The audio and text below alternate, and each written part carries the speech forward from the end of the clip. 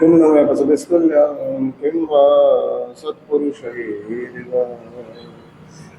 भगवान उमास्वाती जी महाराज, પૂર્વધર મહાપુરુષ, પરમાત્મા મહાવીરના નિર્વાણ પછી લગભગ 1000 વર્ષ પછી થયેલા આ મહાપુરુષ, જેમણે અનેક ગ્રંથોના સર્જન કર્યા, એમાં એક પ્રસમરતિ નામનો ગ્રંથ ભગવાન ઉમાસ્વાતીજી મહારાજે બનાવ્યો. જીવન અથવા આત્માને નજરમાં રાખીને શાસ્ત્રકારો ગ્રંથોના સર્જન કરતા હોય છે. શરીરની વાત કરવી પડે કે એટલા પૂરતી શરીરની વાતો કરતા હોય, ભૌતિક પદાર્થોની વાતો કરતી હોય, એનું માત્ર વર્ણન ચાલતું હોય, પરંતુ ઉત્કર્ષ અને માર્ગદર્શન માત્ર જીવન અને આત્માને સંબંધિત જ ગોઠવાયેલું હોય. કારણ કે એક વાત બહુ સ્પષ્ટ સમજવા જેવી છે કે આપણો આત્મા શાશ્વત છે. આપણું જીવન જે અત્યારે પ્રાપ્ત થયેલું છે એ બહુ મહત્વનું છે. અને આ બે વસ્તુઓને નજરમાં રાખીને શાસ્ત્રકારો પોતાની વાતો કરતા જતા હોય છે. એમાં ભગવાન ઉમાસ્વાતીજી મહારાજે પ્રસમરતિ નામના ગ્રંથનું સર્જન કર્યું અને એની અંદર આ શ્લોક મૂક્યો અને કહે છે કે હે માનવ, તને જો માણસ તરીકેનું જીવન મળ્યું હોય તો પ્રત્યહમ પ્રત્યવેક્ષ. પ્રત્યહમનો અર્થ છે દરરોજ સવારે અથવા તો દરરોજ 24 કલાક 24/7 એક વાત મગજની સતત ઘૂંટ્યા કર. અને તે કઈ વાત? તો ભગવાન ઉમાસ્વાતી મહારાજ કહે છે કિન્નુ મેં પશુભિસ્તુલ્યમ કિંવા સત્પુરુષ. હું પશુની જેમ જીવ્યો કે પછી સત્પુરુષની જેમ મેં મારું જીવન આજનો દિવસ પસાર કર્યો. જીવનનો અર્થ દિવસ ન કરતા જીવનનો અર્થ સમય કરજો. જીવનનો અર્થ જ્યારે વર્ષો કરો છો, મહિનાઓ કરો છો, દિવસો કરો છો, કલાકો કરો છો, ત્યારે આપણે ભ્રમણાઓમાં જીવીએ છીએ. એક કલાકનું જીવન છે એવું સમજનારો માણસ 1 કલાકને વેડફી નાખે છે. પણ એક સમયનું જીવન છે, આ એક સમયનું જીવન છે. ત્યારે તે સમયને બહુ સાવધાનીથી સાચવવા માટે તૈયાર થતો હોય છે. બહુ સાવધાનીથી.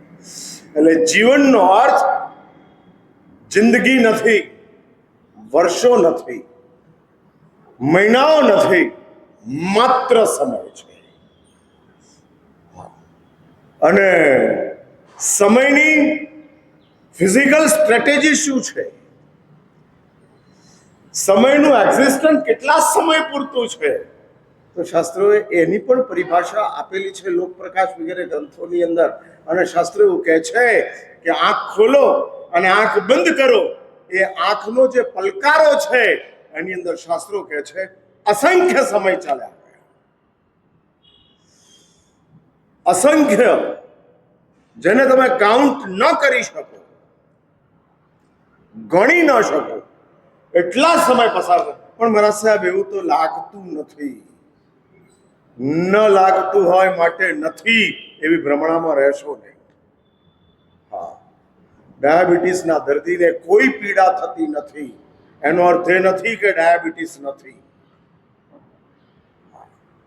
એટલે ન લાગતું હોય માટે નથી એવી જે ભ્રમણાઓ આપણા બધાની ચાલે છે. તમને તો પાપે પાપ નથી લાગતું, ખરી વાત ને? તમને પાપ લાગે? જેવું દુઃખ લાગે એવું પાપ લાગે? નથી લાગતું. એટલે તમને તો પાપ પણ પાપ નથી લાગતું. એટલે શું પાપ નથી? ના, એ બરાબર. સંયોગોના હિસાબે ગમે તે કરતા હો, સંયોગોના હિસાબે એક્સિડન્ટ થઈ જાય તો માનો ને કે એક્સિડન્ટ થયો છે. ભલે સામેવાળાની ભૂલ હોય. તમે બરાબર ચલાવતા હતા પણ સામેવાળાની કમાન છટકેલી હતી અને એને ઠોકી દીધો અને સંયોગોના કારણે એક્સિડન્ટ થઈ ગયો. માનો કે નથી માનતા? એટલે સંયોગોના કારણે થયેલો એક્સિડન્ટ આપણે માનીએ છીએ. સેમ વે, ભલે સંયોગોના કારણે પાપ કર્યું, પાપ માનો છો કે નથી માનતા? એટલે આપણને પાપ નથી લાગતું. અસંખ્ય સમય પસાર થઈ ગયા, તે અસંખ્ય સમય પસાર થયા તે નથી લાગતું. એક વાત સમજો કે આપણી સમજ, આપણું જ્ઞાન, આપણી અક્કલ બહુ જ લિમિટેડ છે, બહુ જ લિમિટેડ. હા, ઘૂંટડા જેટલી પણ અક્કલ નથી, અને આપણી તરસ સાગર જેટલી છે. એટલે કે આપણું અજ્ઞાન સાગર જેટલું છે અને આપણી અક્કલ ઘૂંટડા જેટલી નથી.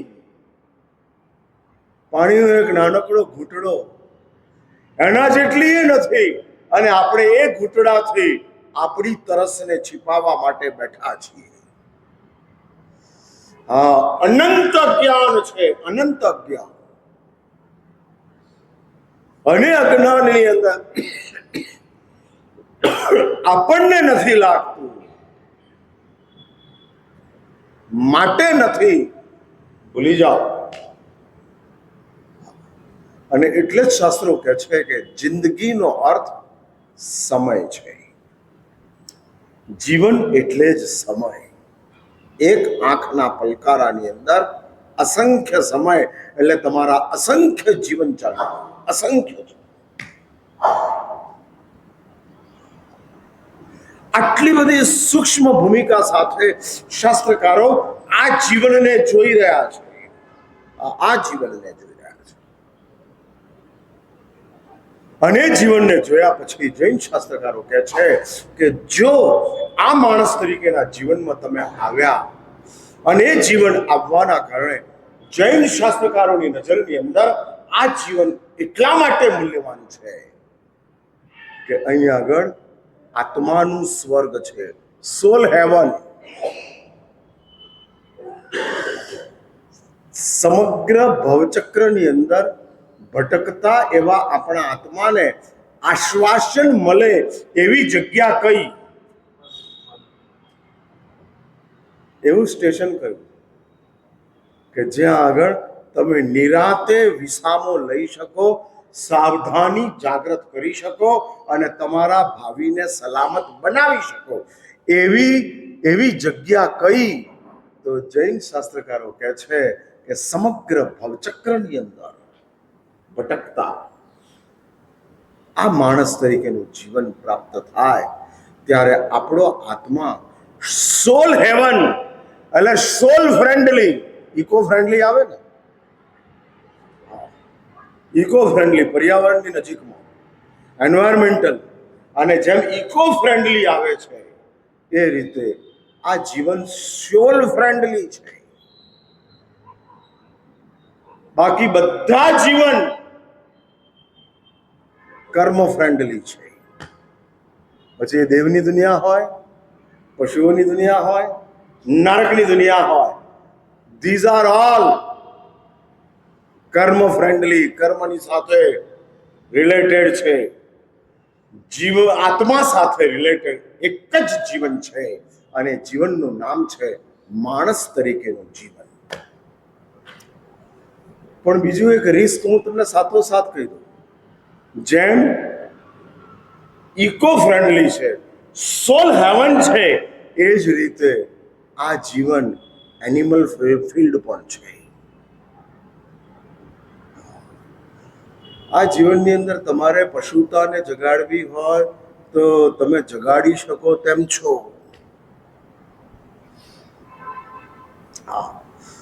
પશુની દુનિયામાં તો એક જ પશુતા જાગે, અહીં આગળ 500 પશુતાઓ એક સાથે જાગી જાય.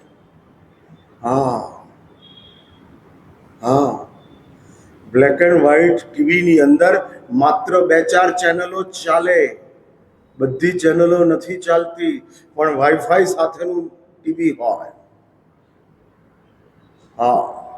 અને એવું ટીવી તમે લીધેલું હોય, મલ્ટિપલ ચેનલ્સ ત્યાં આગળ ચાલે છે. એ જ રીતે કૂતરાનું જીવન, વાઘનું જીવન, સાપનું જીવન, આ બધા જીવન એવા છે કે જે જીવનમાં એક જ પશુતા જાગે. સાપના જીવનમાં સાપ જ બનાય, વાઘ ન બનાય, મગર ન બનાય, કૂતરા ન બનાય, માત્ર સાપ જ બનાય. સેમ વે વાઘના જીવનમાં વાઘ જ બનાય, બીજું કશું જ ન બનાવે. અને માણસના જીવનમાં વાઘ પણ બનાવે, કૂતરા પણ બનાવે, મગર પણ બનાવે, સાપ પણ બનાવે, ઓલ બધું જ. હા, બધું જ બનાવે.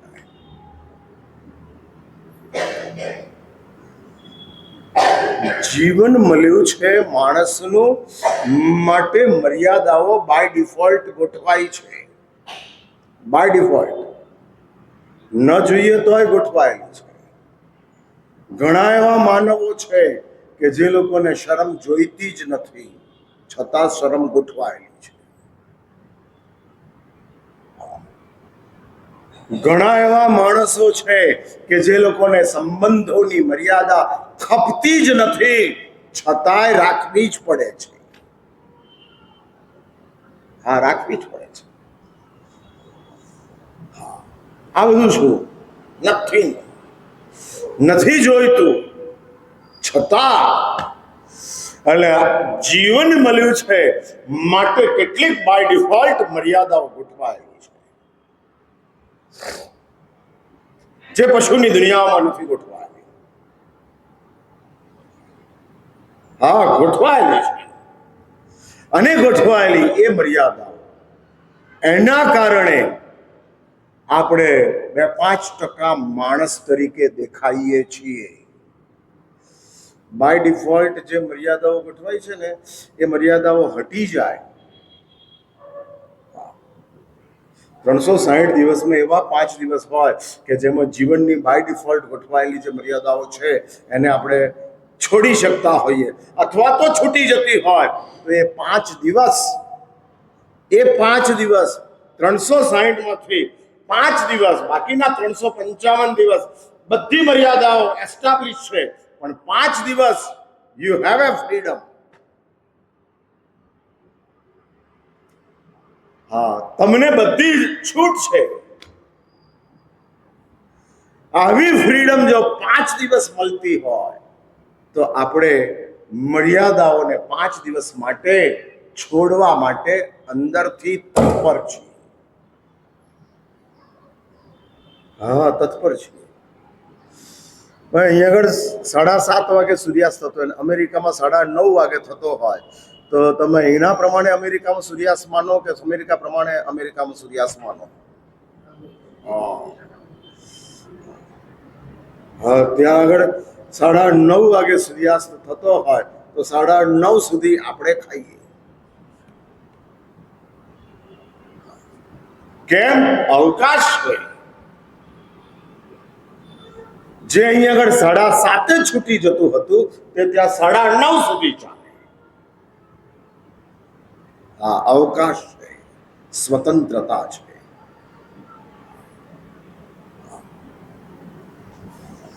સમજ એમ કે છે કે અવકાશનો ઉપયોગ ન કરાય, અને સ્વતંત્રતા એમ કે છે કે અવકાશ મળ્યો છે, વાપરી નાખો. છેલ્લી 5 જ મિનિટ વ્યાખ્યાનમાં આવ્યા હો અને પ્રભાવના મળતી હોય તો સમજ અંદરની એમ કે છે કે ન લેવાય. આ લેનારાને એમ કે છે કે ન લેવાય, પણ અવકાશ કહે છે કે તું આવીને બેઠો છે, સર્વમંગલ સાંભળ્યું છે, એટલે તારે પ્રભાવના લેવાય. બરાબર ને? આયોજન નગર વાળા માટે કે આમાં કોઈ મારો ખ્યાલ અલગ? ભાઈ, તમે આમ હાથ જોડીને કહો ખરા કે ના, આજે હું મોડો વ્યાખ્યાનમાં આવ્યો હતો અને 5 જ મિનિટ સર્વમંગલ સાંભળ્યું હતું, મારાથી પ્રભાવના ન લેવાય એવું આપનારને કહો કે ન કહો? હું તમને પૂછું છું, એ સંઘની વાત છોડો, તમારી સજ્જનતાની વાત કરો. પેલી વ્યક્તિ તમને આપવાની જ છે, પણ તમે કહો ખરા? એટલે સંઘની અવહેલના ન કરાય. તમારી અવહેલના તમે કેમ કરો છો? તમારી સમજની અવહેલના તમે કેમ કરો છો? હા, એટલું પ્રવચન નહીં, એવા પૂજનમાં પણ ધારો કે 12 વાગ્યાનું જમણવાર હોય અને 9 વાગ્યાનું પૂજન શરૂ થયેલું હોય, અને જનરલી 12 વાગે પૂજન પછીનું જમણવાર શરૂ થતું હોય, અને તમે 11:15 પૂજનમાં જાઓ તો મારે શું સમજવું? એટલે હું કોના માટે બોલું છું? હા, કોના માટે બોલું છું? એટલે આપણી સમજ એવું કે છે 100% કે આ હું માત્ર પૂજનમાં જવાનો દેખાવ કરું છું, બાકી જમવા જાઉં છું.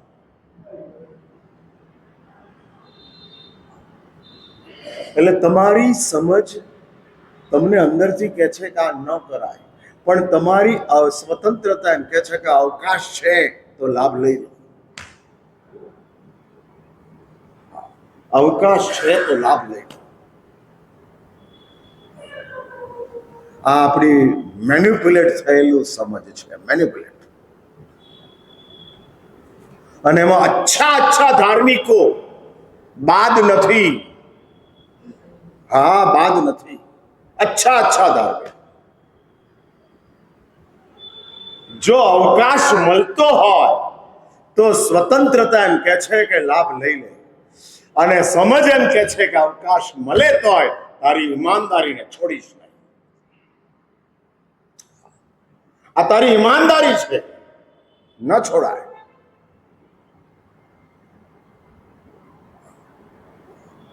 એટલે સમજને ઈમાનદારી ફાવે છે અને અવકાશ સ્વતંત્રતાને ફાવે છે. હા, આ ઈમાનદારી, પ્રમાણિકતા ન કરાય. કેવી રીતે કરાય? સુથારનો છોકરો હતો અને પહેલી જ વાર કામે જતો હતો. 10-12 વર્ષની ઉંમરનો હશે. વારસાગત શિલ્પ મળે છે. હા, અને એ વારસાગત મળતું હોવાના કારણે બાપાનો આવા બધા કામ જોતા જોતા એને આવડી ગયું. અને 12 વર્ષની ઉંમરનો છોકરો હવે સુથારી કામ કરવા માટે નીકળ્યો છે. બાપા એને હથોડી આપી. હથોડી તો જોઈએ ને, હવે સુથારનું કામ કરવું છે, હથોડી જોઈએ. એટલે હથોડી આપી અને હથોડી લઈને નીકળે છે. રસ્તામાં લાગે છે તરસ, અને ત્યાં આગળ પાણીનું તલાવ આવે છે, સ્વચ્છ પાણીનું તલાવ છે, એટલે પાણી પીવા જાય છે. હથોડી કિનારા ઉપર મૂકી. હવે છોકરો 12 વર્ષની ઉંમરનો, એવી કે એને કઈ સાવધાની નહીં, સમજદારી નહીં, અને મૂકીને પાણી પીવા ગયો તો પેલો હથોડી લપસતી પાણીમાં જતી રહી.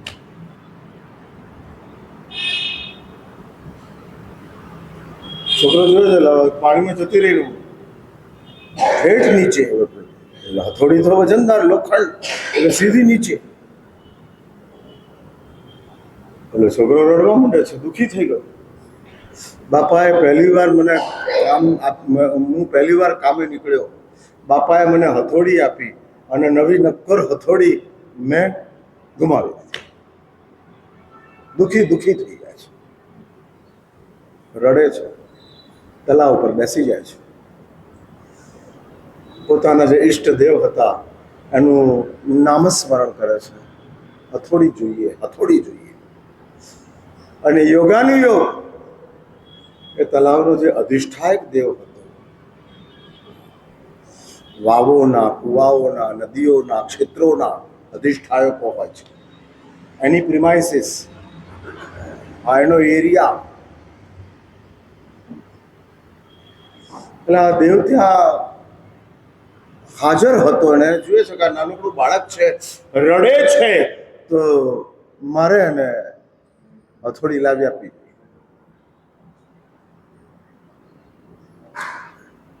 એટલે આ છોકરાની કસોટી કરે છે. હવે સાંભળજો મારી વાત. અને કસોટીની અંદર એ દેવ સોનાની હથોડી મોકલે છે. હોલ્ડરે સોનાનું, આગળનું હથોડી મારવાનું, હેમર કરવાની જગ્યા પણ સોનાની, અને સોનાની હથોડી ઉપર તરતી દેખાય છે. છોકરો જાય છે, હથોડી તરતી દેખાય છે, જુએ છે, પણ કહે છે કે આ તો મારી નથી, મારાથી ન લેવાય. છોડી દીધી. હવે થોડી ગાયબ સોનાની. હું બોલું છું ને ત્યારે તમારી જાતને ટેલી કરજો પાછું. રિક્ષાવાળો ભૂલથી 5 રૂપિયા છૂટા આપવાનું ભૂલી જાય તો આપણે યાદ રાખીએ, પણ આપણે જાણીને 5 રૂપિયા છોડીએ, જાણીને નહીં. અને એક વાત સમજી રાખજો, તમારો ધર્મ સાચો છે કે ખોટો છે એ તમારી સાંસારિક પ્રવૃત્તિઓ ઉપરથી નક્કી થાય છે, તમારી ધર્મની પ્રવૃત્તિઓથી નહીં. એટલે ઊભા થઈને પ્રતિક્રમણ કરતા હો, 17 સંડાસાઓ પૂછતા હો, એ ધર્મની પ્રવૃત્તિ છે. પણ આ ધર્મની પ્રવૃત્તિ સાચી છે કે ખોટી છે એ તમારી સાંસારિક પ્રવૃત્તિઓ કેવી છે એની ઉપર નક્કી થાય છે.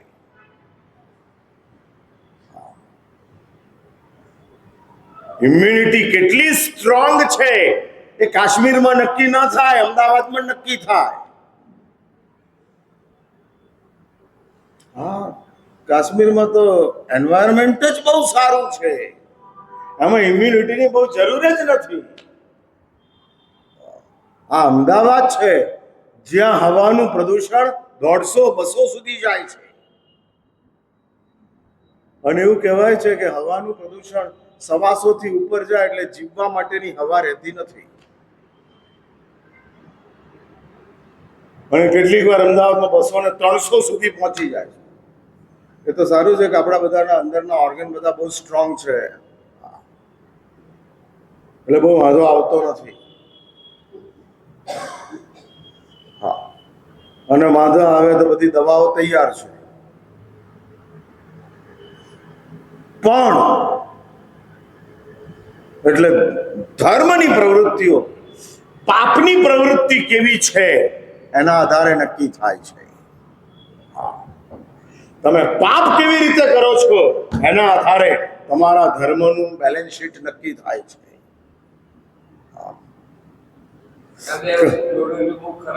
હા, લાગે જ ને, લાગે જ ને. હકીકત જે હોય એ જ કેવી પડે.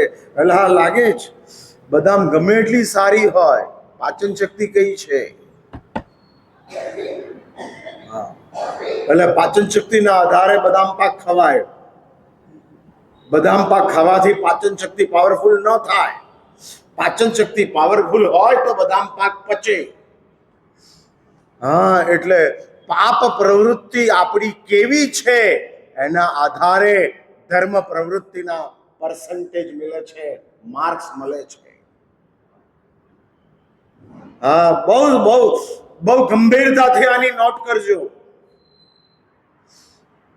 હા, 48 મિનિટમાં ચક્રવર્તી ભરતને આરીસા ભવનમાં કેવળ જ્ઞાન મળી ગયું. એ કોઈ 48 મિનિટમાં નથી મળ્યું. એના લાખો વર્ષના પાપો, એ પાપની પ્રવૃત્તિઓ કઈ ટાઈપની ચાલતી હતી એના આધારે 48 મિનિટમાં મળ્યું છે. 48 મિનિટના કારણે 48 મિનિટમાં નથી મળતું, નહીં તો તમને સૌથી પહેલા મળી જાય. કારણ કે 48 મિનિટના કારણે તો તમે 48 મિનિટમાં બહુ સારા જ છો, મોર ધેન ભરત. જો 48 મિનિટના કારણે આરીસા ભવનમાં કેવળ જ્ઞાન મળતું તો એ બેઠેલા બધાને મળી જાય કે ના મળી જાય? સાચું બોલો, તમે સામાયિક કેવું કરો છો, બ્રાન્ડેડ કે ચાઇના મેડ?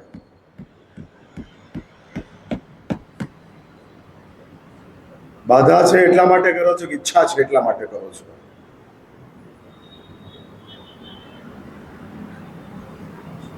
મારો સવાલ ના સમજાયો? હા, એટલે એ કોને ઈચ્છાથી કરીએ છીએ. હા, એટલે ભરત ચક્રવર્તી પણ ઈચ્છાથી જ આરીસા ભવનમાં ગયા હતા. તમે જેમ ઈચ્છાથી સામાયિક કરો છો એમ પેલો ઈચ્છાથી આરીસા ભવનમાં ગયો, અને અંતર મુહૂર્તમાં less than 48 minute, less than 48 minute ચક્રવર્તી ભરતને આરીસા ભવનમાં કેવળ જ્ઞાન પ્રાપ્ત થયું. એવું શાસ્ત્રો લખે છે અને આ હકીકત છે. એમાં કોઈ શાસ્ત્રો કોઈ કેનવાસિંગ કે માર્કેટિંગ માટે આવું લખતા નથી.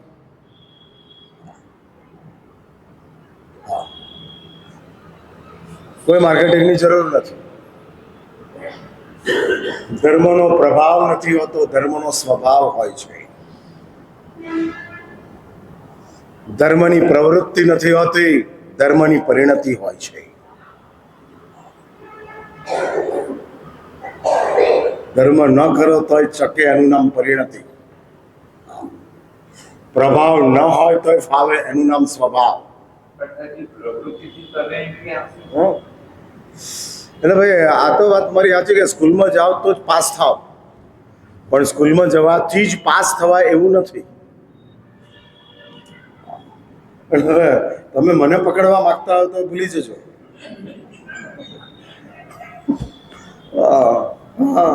આ એમ માને છે જગતભાઈ કે અમારા ગુગલીમાં મહારાજને આઉટ કરી દઈએ. હવે દાડા ગયા. હા, શરૂઆતમાં એવું હતું કે તમે મને આઉટ કરી શકો, હવે તો હું તમને ઉચકી લઉં એમ છું. હા, બહુ અઘરું કામ છે. એટલે નક્કી વાત છે, આપણી બહુ મોટી મુશ્કેલી છે. પ્રવૃત્તિથી પરિણતિ આવશે, પ્રવૃત્તિથી પરિણતિ આવશે, પ્રવૃત્તિથી પરિણતિ આવશે. આ જેટલું આપણને ગોખાઈ ગયું છે ને, એટલું આપણે પરિણતિથી પ્રવૃત્તિ સુધરશે, પરિણતિથી પ્રવૃત્તિ શ્રેષ્ઠ થશે, એ ભાવ આવતો જ નથી.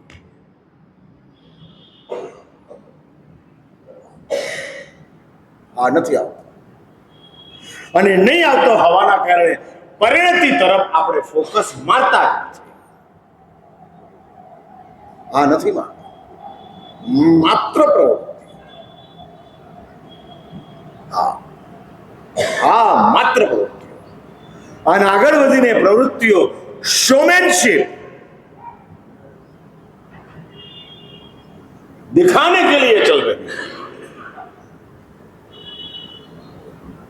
खुद को समझ नहीं है, दुनिया को समझाना है.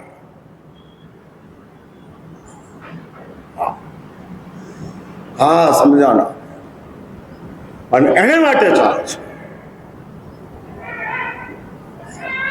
હા, એટલે ઘરવાળાને ડાયાબિટીસ હોય તોય મીઠાઈ બનતી હોય, એનો અર્થ એ નહીં કે ઘરવાળાને ડાયાબિટીસ નથી, છે જ. એ જ રીતે પરિણતિ ખોઈ ગઈ હોય તોય પ્રવૃત્તિઓ ચાલતી હોય. કોઈ એક વાત સમજી રાખજો, હું કોઈ પ્રવૃત્તિ, તમારી સત પ્રવૃત્તિઓનો ક્યાંય હું વિરોધ કરતો નથી, હું એડ કરવાનું માનું છું, પણ એ પ્રવૃત્તિઓને વધારે સારી રીતે. જો ભાઈ 48 મિનિટના, એટલે મગજમાંથી આ બ્રહ્મકાંડ નાખજો, 48 મિનિટના કારણે ભરત ચક્રવર્તીને કેવળ જ્ઞાન થયું, માટે આપણે કટાસના ઉપર બેસીને 48 મિનિટ પસાર કરીએ. એને તો આરીસા ભવનમાં થયેલું. હા, આરીસા ભવન એટલે બ્યુટી પાર્લર, મેકઅપ એરિયા. અને ચક્રવર્તી ભરત મેકઅપ એરિયામાં ગયા અને વિતરાગતા લઈ આવ્યા. શરીરને શણગારવા ગયા હતા અને આત્મ સૌંદર્ય પ્રાપ્ત થઈ ગયું. ચક્રવર્તી ભરતને ગયા હતા શરીરને શણગારવા અને મળી ગયું આત્મનો શણગાર. આ કઈ કમાલ! હા, મંદિરોમાં ન મળે અને મેકઅપ રૂમોમાં મળી જાય, એનું નામ વિતરાગતા. હા, એનું નામ વિતરાગતા. અને એ વિતરાગતા, તમે વિચાર કરો, હા વિચાર કરો કે કેટલી બધી કોમન વિતરાગતા હશે, કેટલી બધી કોમન. અને છતાંય આપણે તે વિતરાગતા સુધી હજુ પહોંચવા માટેના કોઈ સિમ્ટમ્સ દેખાતા નથી. હા, કોઈ સિમ્ટમ્સ નથી દેખાતા. ફરી એક વાત યાદ રાખજો, હું કોઈ તમારી સત્પ્રવૃત્તિઓનો વિરોધ કરતો નથી. પાછા તમને એમ બહાર જઈને એમ થાય મારા સાહેબ તો આપણા ધર્મની નિંદા કરી. એટલે અમદાવાદ વાળા, આયોજક નગર વાળાને મારે આ સ્પષ્ટતા કરવી પડે. કારણ કે તમે હવે આમ સંપૂર્ણ સંપૂર્ણ જે ધર્મ તમારો હતો એની સાથે તમારી સાથે ધર્મ સ્થાનો ગોઠવાતા ગયા.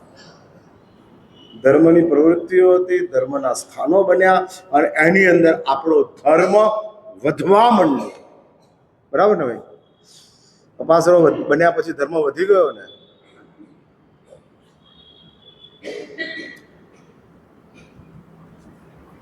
હું પૂછું છું યાર, એટલે વધી ને, એ જ વાત કરું છું. હા, હવે આ કેરી ઓરિજિનલ છે કે પ્લાસ્ટિકની છે એ જાણવાનું છે, બાકી આરાધના વધી. હા, એટલે પ્લાસ્ટિકની કેરી હોય તો શોરૂમમાં મુકાય, દબાવાય નહીં.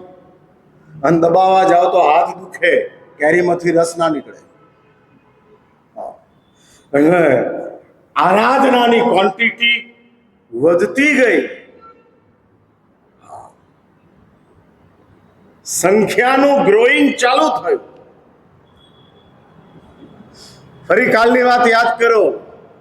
આ સારી પ્રવૃત્તિ, સારો પ્રયાસ, પણ સમ્યક પ્રયાસ, જ્યાં આગળ સુખની આસક્તિથી પ્રયાસ થાય એ મિથ્યા પ્રયાસ. હવે સુખની આસક્તિ હોય એટલે પાપનો પ્રયાસ ચાલુ થાય. આસક્તિ શબ્દ વાપરું છું. સુખ આવશ્યક હોય, સુખ જરૂરી હોય, સુખ ફાવતું હોય, ઇટ્સ ઓકે, બરાબર છે. હા, બરાબર છે. મને સુખ ફાવે છે, આવે છે. હા, એટલે હું બારી ખોલાવું. કેમ? સુખ ફાવે છે. એટલે કારણ કે સુખ આપણા આત્માનો સ્વભાવ છે. સ્વભાવ, અને સ્વભાવ ફાવે એના જેવું રૂડું બીજું કાંઈ નથી. આવવું જ જોઈએ. એટલે જો સુખ સારું લાગતું હોય તેમાં કશું જ ખોટું નથી, પણ દુઃખ ખરાબ લાગે છે એ બહુ મોટું ખોટું છે. અને સુખ સારું લાગે છે એ ખોટું નથી, એના કારણે એક નવી એક કમનસીબી ઊભી થઈ. પાપ સારું લાગવા માંડ્યું. હા, પાપ સારું લાગવા માંડ્યું. કમાણી સારી લાગે એમાં કશું જ ખોટું નથી, પણ ચોરી સારી લાગવા માંડી. કારણ કે ચોરીથી કમાણી થાય છે, જૂઠથી કમાણી થાય છે. એ જ કહું છું, એ જ પ્લેટફોર્મ સમજાવવા માંગુ છું કે હા, એટલે રોગી હોય તો દવા ગમે છે એવું ખરું? હું પૂછું છું. હા, મટાડવા માટે બરાબર છે. એટલે સંસારમાં રહીએ માટે સુખની આસક્તિ હોય જ એવું નથી. હા, એટલે તમે એમ બોલ્યા હમણાં કે સંસારમાં રહીએ તો સુખની આસક્તિ હોય જ ને. એટલે હું કહું છું કે બીમાર હો એટલે દવા ગમે જ ના. દવા તો નથી જ ગમતી પણ લઈએ છીએ. એમ આસક્તિ તો નથી જ ગમતી પણ સુખ લઈએ છીએ. એટલે બહુ સમજીને વિચાર કરજો, બહુ સમજીને. તમે સવાલ પૂછો ને એની ના નથી, પણ સમજો તો બહુ સારી વાત છે. ખાલી મારી જ પરીક્ષા લેવા માટે સવાલ પૂછતા રહેતા હો. હા, મારી જ પરીક્ષા લેવા માટે. હા, એટલે જ ગઈકાલ જગતભાઈ આતા મેં કીધું કે કેટલા વર્ષે પાછા પરીક્ષા લેવા આવ્યા છો? ઘણી વાર એટલે આ દુનિયાની અંદર અમે લોકો આખી દુનિયાની એક્ઝામ લઈએ, પણ અમારા એક્ઝામિનર પણ કોઈ હોય. હા, એ એક્ઝામિનરો હોય અને અમારું એક્ઝામ લેતા હોય. જગતભાઈની વાત નથી કરતો, એ તો બહુ સમર્પિત છે. પણ આવી એક માનસિકતા એટલે સુખની આસક્તિ, સુખ ગમે, સુખ જોઈએ, સુખ લેવા માટે પ્રયત્ન કરીએ, આ બધું જ મંજૂર છે. આ બધું જ. બહુ સારું, ચલો બરાબર છે. કારણ કે આપણે આપણા સ્વભાવ તરફ આગળ વધી રહ્યા છીએ, ટુવર્ડ્સ અવર નેચર. એટલે તમને ખબર છે જૈન શાસ્ત્રોના ઇતિહાસની અંદર સુખીઓની જેટલી દીક્ષાઓ દેખાય છે ને એટલી દુઃખીઓની નથી દેખાતી. હા, જયાનંદ રાજકુમારે 1 લાખ લોકોની રાજકુમારો સાથે દીક્ષા લીધી, 100 ગરીબો એક સાથે દીક્ષા લીધી, એવું ક્યાંય શાસ્ત્રમાં નોંધ્યું છે કે ભાઈ ધારાવીની ઝુંપડપટ્ટીની અંદરથી કે અસારવાની ઝુંપડપટ્ટીની અંદરથી 100 ભિખારીઓ આવ્યા અને દીક્ષા લીધી? નહીં. ગરીબોની દીક્ષા એકલ દોકલમાં થાય છે અને સુખીઓની દીક્ષા સેંકડોમાં થાય છે. કારણ કે સુખ એ આત્મ સ્વભાવ છે અને જ્યારે સુખનો અનુભવ કર્યો હોય ત્યારે એને વધુ સુખ મેળવવાની ઈચ્છા થાય. હા, એટલે તમને જો કરોડ રૂપિયાનો અનુભવ થયો હોય તો તમને અબજોના ગુણ મેળવવાની ઈચ્છા થાય, પણ તમને તો કરોડની ભૂખ છે, અનુભવ નથી. મારા એક વાક્યને તમે ધ્યાનમાં રાખજો, કરોડની ભૂખ, કરોડનો અનુભવ નહીં. જે પહેરેલું છે એ તો મારું છે જ, પણ વધારે પહેરવું છે એટલે પહેરેલાનો અનુભવ નથી, વધારે મેળવવાની દોડ છે. કરોડનો અનુભવ અને કરોડની ભૂખ, આમાં બહુ મોટો ફરક છે. સાચું બોલો, આમ કરોડના અનુભવમાં છો કે કરોડની ભૂખમાં છો? અહીં બધા કરોડપતિઓ જ ને, અહીં બેઠેલા તમે બધા કરોડપતિ ખરા કે નહીં? By default. એટલે આયોજન નગરની અંદર એન્ટ્રી એની જ થાય ને કે જે કરોડપતિ હોય. એમ સાચું બોલો ને યાર, જલ્દી, ટાઈમ થઈ ગયો, વાત પૂરી કરું છું, 1.5 મિનિટનો ટાઈમ છે હવે. તમે કરોડપતિ ખરા કે નહીં? હવે ભૂખ છે કે અનુભવ છે? કરોડની ભૂખ છે કે કરોડનો અનુભવ છે? જો કરોડનો અનુભવ હોય તો પ્રામાણિકતા આવે, અને કરોડની ભૂખ હોય તો જૂઠ અને ચોરી આવે. ઈમાનદારી અનુભવમાંથી પ્રગટ થાય છે અને ચોરી, બેઈમાની ભૂખમાંથી પેદા થાય છે. અને કરોડની ભૂખ તે દુઃખ છે, કરોડનો અનુભવ તે સુખ છે. સમજ્યા? એટલે એક વાત સમજી રાખજો, જો આપણી પાસે સુખની આસક્તિ હશે તો મિથ્યા પ્રયાસ ચાલતો હશે, મિથ્યા પ્રયાસ. પણ સમ્યક પ્રયાસ શી રીતે ચાલે? હજુ કાલનો દાડો છે. હા, કાલ છેલ્લો દિવસ. હા હા, પેલા સુથારનું આજનો કાલનો આજ પૂરું કરી નાખીએ, ચલો. અને હા, શું વાત? મારો નહીં, તમારો છેલ્લો દાડો છે. મારો તો ચાલે જ રાખે છે. હા, એટલે તમારે આવવું હોય તો જ્યાં આવો ત્યાં હું સંભળાવું છું. એટલે પેલો છોકરો સોનાની હથોડી છોડી દે છે, એટલે દેવને એમ થાય છે કે આને આ સોનાની હથોડી ઓછી લાગે છે, એટલે આને હીરાની મોકલી. હીરાઓ ચડી રહે, હથોડી નથી લેતો. પછી દેવ રાજી થાય છે અને એની જે હથોડી હતી એ પાછી મોકલે છે. છોકરો લઈને ચાલવા માંડે છે, દેવ અટકાવે છે कि बेटा तेरी प्रामाणिकता के ऊपर मैं फिदा हूं, ये सोने की और ये हीरे की दोनों भी हथौड़ी लेके जा. હા, બોલો શું કરવું છે? એટલે તમારું છોડો તો તમને ડબલ ભલે એવું છે. કાલ નક્કી કરીને આવજો, છોડવું છે કે ભેગું કરવું છે. અત્યારે હું અહીંયા જ અટકું, તરત ઈચ્છા